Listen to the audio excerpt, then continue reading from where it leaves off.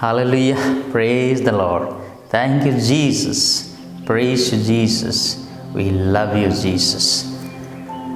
ମୋର ହୃଦୟ ଖ୍ରୀଷ୍ଟ ମଣ୍ଡଳୀ ଆସନ୍ତୁ ଆମେମାନେ ଆଜି ଶୁଣିବା ସାଧୁ ମାର୍କ ଲିଖିତ ସୁସମାଚାର 7 ଅଧ୍ୟାୟ 1-13 ପଦ ପର୍ଯ୍ୟନ୍ତ। କୂଳବୁଦ୍ଧମାନଙ୍କର ପରମ୍ପରା। ମୁଁ ସମ୍ପୂର୍ଣ୍ଣ ପଢ଼ିବାକୁ ଯାଉନାହିଁ, ପଦେ ଦୁଇ ପଦ ପଢ଼ି ଆପଣମାନଙ୍କ ଆଗରେ ଏହି କୂଳବୁଦ୍ଧ କିଏ, ଫାରୁସୀ ସାଧୁସୀମାନେ କିଏ, କିପରି ସେମାନେ ଅନେକ ସମୟରେ ଲୋକମାନଙ୍କୁ ଦିଗ୍ଦର୍ଶନ ଦର୍ଶାଇ ନଥାନ୍ତି, ଦେଖାଇ ନଥାନ୍ତି, ମାତ୍ର ଲୋକଲୋଚନକୁ ଆସିବା ପାଇଁ, ପ୍ରଶଂସା ପାଇବା ପାଇଁ ସେମାନେ କରିଛନ୍ତି। ତେଣୁ ଆଜି ସମ୍ପୂର୍ଣ୍ଣ ଭାବରେ ମୁଁ ଆପଣମାନଙ୍କୁ ଏହି କୂଳବୁଦ୍ଧ କିଏ, କ'ଣ ଚାହାନ୍ତି, ସେ ସମସ୍ତ ବିଷୟ ମୁଁ ଆପଣମାନଙ୍କର ଆଗରେ ରଖିବାକୁ ଯାଉଅଛି। ମାର୍କ 7 ପଦ 1-13 ଯାଏ। ଫାରୁସୀମାନେ ଜେରୁସାଲେମରୁ ଆସିଥିବା କେତେକ ଧର୍ମଶାସ୍ତ୍ରୀ ଯୀଶୁଙ୍କ ଚତୁଃପାର୍ଶ୍ୱରେ ଏକତ୍ର ହେଲେ। ସେମାନେ ଲକ୍ଷ୍ୟ କଲେ ଯେ ତାଙ୍କର କେତେଜଣ ଶିଷ୍ୟମାନେ ଅଶୁଚି ହାତରେ ଅର୍ଥାତ୍ ଅଧୌତ ହାତରେ ଭୋଜନ କରୁଛନ୍ତି। କାରଣ ଫାରୁସୀ ଓ ସମସ୍ତ ଯିହୁଦୀମାନେ ଭଲ ଭାବରେ ହାତ ନ ଧୋଇ ଭୋଜନ କରନ୍ତି ନାହିଁ। ଏହିପରି ଭାବରେ ସେମାନେ କୂଳବୁଦ୍ଧମାନଙ୍କର ପରମ୍ପରା ପାଳନ କରୁଥିଲେ। ସେମାନେ ହାଟ ବଜାରରୁ କୌଣସି ବସ୍ତୁ ନ ଧୋଇ ଖାଉନଥିଲେ। ଏହା ବ୍ୟତୀତ ଅନେକ ଅନ୍ୟ ପରମ୍ପରା ସେମାନେ ପାଳନ କରୁଥିଲେ, ଯେପରି ଗିନା, ପାତ୍ର, ପିତ୍ତଳ ବାସନ ଏବଂ ଆସନ ଆଦି ଧୋଇବା। ଫାରୁସୀ ଓ ଧର୍ମଶାସ୍ତ୍ରୀମାନେ ତାଙ୍କୁ ପ୍ରଶ୍ନ କଲେ, ଆମର କୂଳବୁଦ୍ଧମାନଙ୍କର ପ୍ରଥା ଅନୁସାରେ ନ ଚାଲି ଆପଣଙ୍କର ଶିଷ୍ୟମାନେ ହାତ ନ ଧୋଇ କାହିଁକି ଖାଉଛନ୍ତି? ସେ ସେମାନେ କହିଲେ, ରେ କପଟିମାନେ, ତୁମମାନଙ୍କର ସମ୍ବନ୍ଧରେ ଯିଶା ଠିକ୍ ଭାବବାଣୀ କହିଛନ୍ତି। ଏହି ଜାତି ମୋତେ ଅଧରରେ ସମ୍ମାନ ଦିଏ, କିନ୍ତୁ ସେମାନଙ୍କର ହୃଦୟ ମୋ ଠାରୁ ଦୂରରେ। ସେମାନେ ମନୁଷ୍ୟମାନଙ୍କର ବିଧିଗୁଡ଼ିକ ଧର୍ମ ଉପଦେଶ ବାଣୀ ବୋଲି ଶିକ୍ଷା ଦେଇ ବୃଥାରେ ମୋର ଆରାଧନା କରନ୍ତି। ତୁମମାନେ ଈଶ୍ୱରଙ୍କର ଆଜ୍ଞାକୁ ପରିତ୍ୟାଗ କରି ମନୁଷ୍ୟର ପରମ୍ପରାକୁ ଦୃଢ଼ ଭାବେ ଧରିଥାଅ। ଏହା ହେଉଛି ଈଶ୍ୱରଙ୍କର ଅତି ସୁନ୍ଦର ସୁସମାଚାର। ମୋର ପ୍ରିୟର ଭାଇ ଓ ଭଉଣୀମାନେ, ଆମେମାନେ ଦେଖିବା ଯେ କେତେ ପରିମାଣରେ ମଧ୍ୟ ଆମେମାନେ ସେହି ଫାରୁସୀ ସାଧୁସୀମାନଙ୍କ ପରି କେବଳ ଅଧରରେ, ଓଠରେ ଈଶ୍ୱରଙ୍କ ଜୟଗାନ କରିଥାଉ। ଆମର ଆତ୍ମା, ଆମର ଶରୀର କେବଳ ଫମ୍ପା ମାଠିଆ ପରି। ଆମେ ଯଦି ମୁଖରେ ବା ଲିପ୍ ସର୍ଭିସ୍ କରୁଅଛୁ, ଯଦି ଅନ୍ତଃକରଣରେ ତାହା ଯଦି ଖାପ ଖାଉନାହିଁ ବା ତାଳମେଳ ରହୁନାହିଁ ଆମର କଥା, ଆମର କାର୍ଯ୍ୟ, ପ୍ରିୟର ଭାଇ ଭଉଣୀମାନେ, ଆମେମାନେ ସେହି ଫାରୁସୀ ସାଧୁସୀମାନଙ୍କ ଠାରୁ ଧିକ୍ ଏବଂ ତାଠାରୁ ବହୁ ଗୁଣରେ ଆମର ଜୀବନଯାପନ କରୁଅଛୁ। ତେଣୁ ଆଜି ମୁଁ ଆପଣମାନଙ୍କ ସମ୍ମୁଖରେ ଏହି କୂଳବୁଦ୍ଧମାନଙ୍କର ପରମ୍ପରାକୁ 12 ଆକାରରେ 12ଟି କ୍ୟାରେକ୍ଟରିଷ୍ଟିକ୍ସ ଅଫ୍ ଦିସ୍ ଫାରୁସିସ୍ ଆଣ୍ଡ ସାଦୁସି ମୁଁ ଆପଣଙ୍କଠାରେ ପ୍ରକାଶ କରୁଅଛି।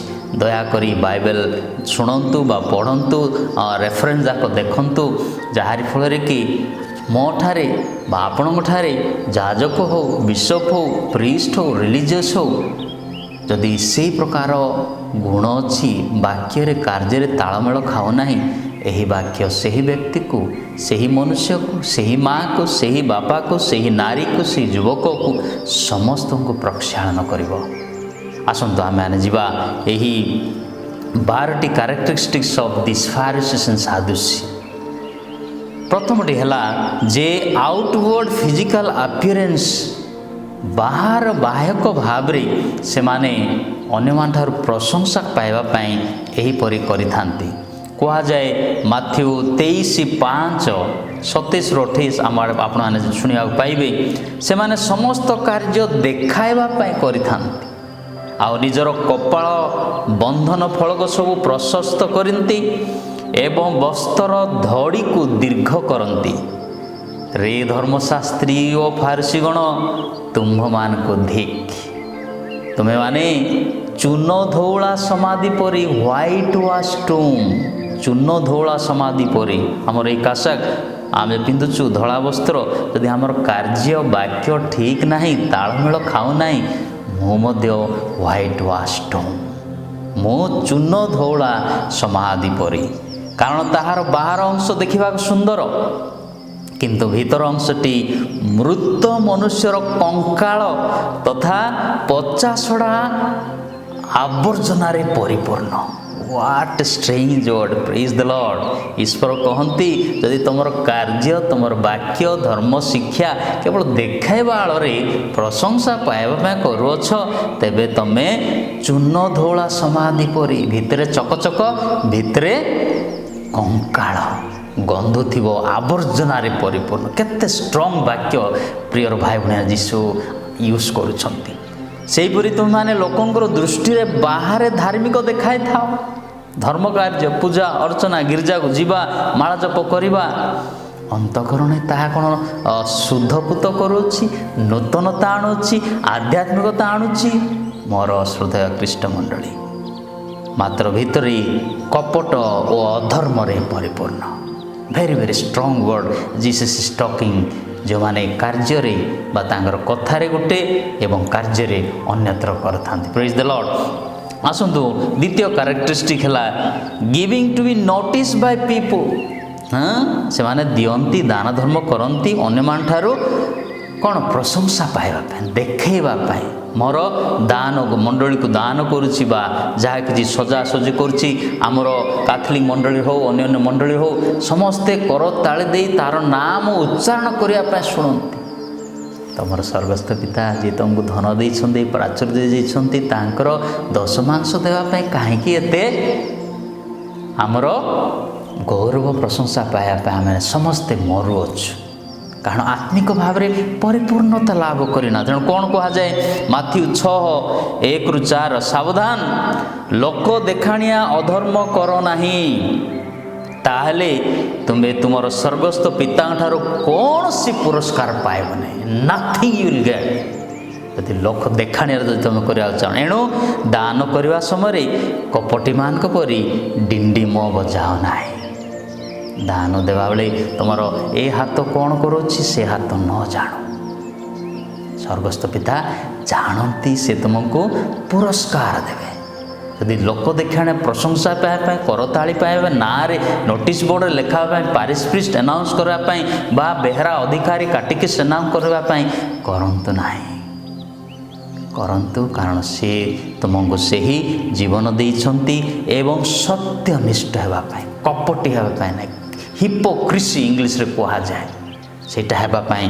चाहती ना third characteristics praying to be seen by people हाँ प्रेइंग टू बी सीन लोक देखाणिया करती माथ्यू 6:5-8 से माने प्रार्थना करने समय कपटी मान परी हो नहीं कारण से माने लोकों को देखाइबा समाज गृह और छक स्थान मान ठिया होई प्रार्थना करने को भल पाती मु तुम सत्य कहूँगी से माने निजर पुरस्कार पाई सारे तेणुक आमर प्रार्थना ईश्वर शुणुना आम उनको देखाइबा बजार रे हाट रे बा गिरजा रे आमे करुछु किंतु सही फारसी बा सही व्यक्ति करग्राही मुंड को आवरी दे नत करी नील डाउन है आंठू माड़ी ईश्वर को क्रंदन कर डाकुअछि सेटा है प्रार्थना मोर प्रियर भाई किंतु आम अनेक भाई माने अनेक जाजक हो सेवाभोगिनी हो बा बिशप हो